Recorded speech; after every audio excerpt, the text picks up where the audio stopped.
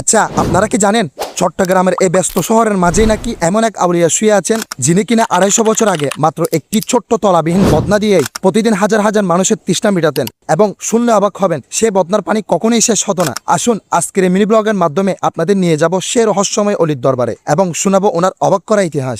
আসসালামু আলাইকুম। তো গাইস, এই জায়গায় যাওয়ার জন্য আমি প্রথমে চলে আসি চট্টগ্রাম মুরাদপুরে এবং মুরাদপুর থেকে বাসও উঠে পর্বতক মোড়ে নেমে পড়ি। ওখান থেকে একটু হেঁটেই চলে আসি সে রহস্যময় অলির দরবারে।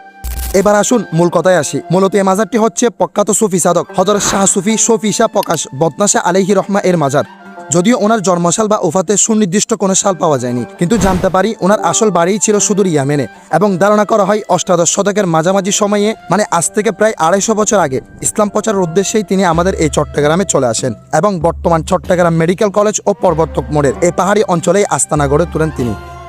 যদি এবার বলি কেন উনি বদনা শাহ হিসেবে পরিচিত, তাহলে বলা যায় লোকমুখে প্রচলিত আছে এই মহান সাধকের হাতে নাকি সবসময় অলৌকিক একটা বিশেষ বদনা থাকতো, যার কোনো তলা বা নিচের অংশেই ছিল না। কিন্তু সবচেয়ে আশ্চর্যের বিষয় হচ্ছে তলা না থাকার পরেও সে বদনা কখনো পানি শূন্য হতো না, সবসময় পানিতে ভরপুর থাকতো এবং দূর দূরান্ত থেকে হাজার হাজার মানুষ আসতো ওনার হাতের সেই অলৌকিক বদনার পানি পান করার জন্য। আর বিশ্বাস করা হতো ওনার বদনার পানি পান করলেই মানুষ কঠিন সব জটিল রোগ ব্যাধি থেকে নিমিষেই ভালো হয়ে যেত।